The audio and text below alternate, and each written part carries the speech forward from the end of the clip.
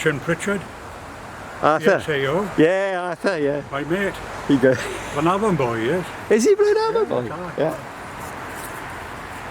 Yeah, that is a Glenavon boy. So I'm with Ian Williams, and we just trade in military stories here.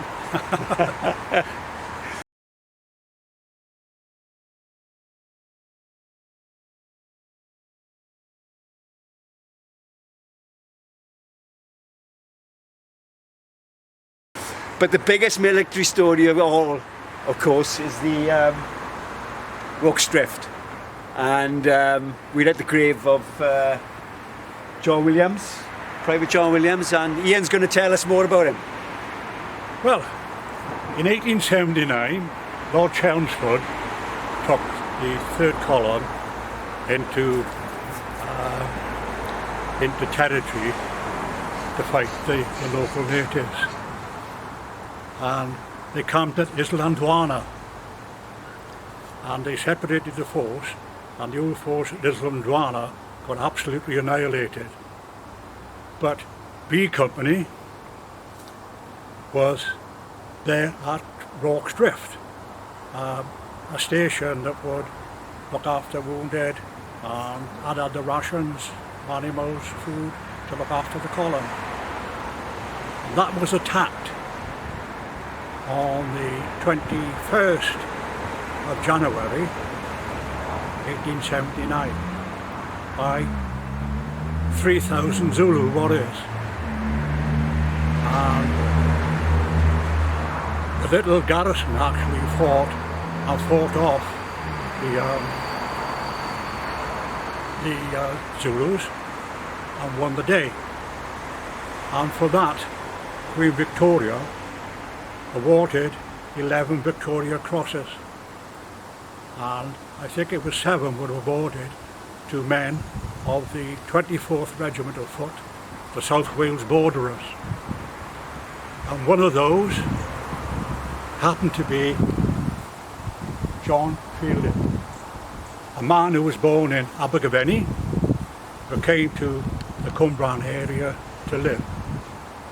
And each year there is a ceremony to record the exploits of John Fielding, who joined up as actually John Williams.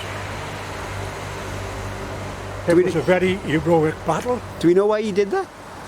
Do we know why he joined as John Williams? Well, lots of things. People joined up rather than go to prison. All right, okay. Or they were in debt or something. Yeah. It was many and varied. Yeah. Things were very tough in those days. Yeah.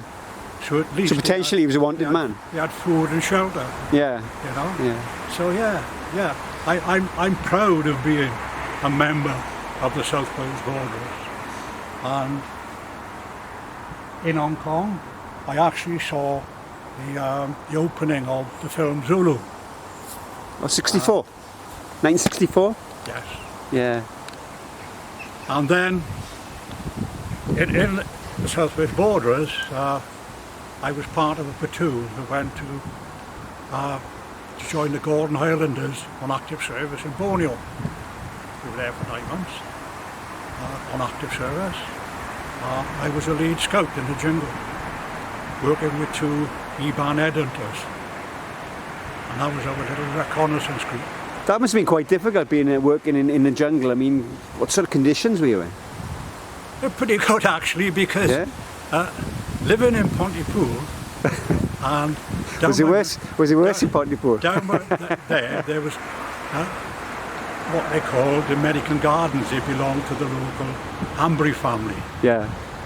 It was tougher than many jungles actually. Oh yeah. And we were kids, we spent a lot of time in there. Okay, yeah. A lot of people get closed up because of the jungle. It never ever bothered me, and to be honest, I found it being probably the best time of my life. Yeah.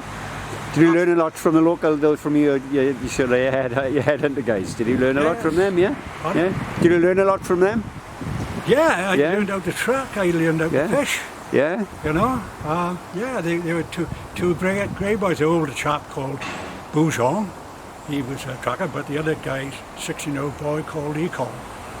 and he had eyes like a toilet rat. All right, yeah. He really did. He was Yeah. brilliant.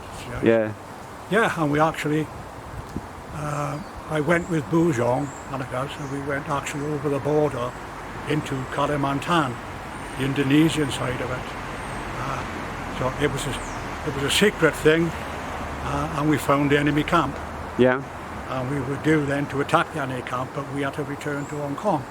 They returned to Hong Kong, and I went down to Malaya to start selection for Special Air Service. Oh, wow. So Did you complete? I didn't make it at that time. Yeah, yeah. I didn't make it at that time. But did you make it eventually? No, when I was in Aden, Are you allowed to say? in 1967, battalion was in Aden on active service, and I was up in the mountains of, what do we call it, Saudi Arabia, and on the back streets of Aden. We lost 2 men on active service, lots wounded. I myself was a patrol commander, as a corporal, and we got ambushed twice, and we came out of it okay, but the enemy didn't. We saw them off, Yeah. thankfully. We were grenaded, and then we came back home, and I went on courses.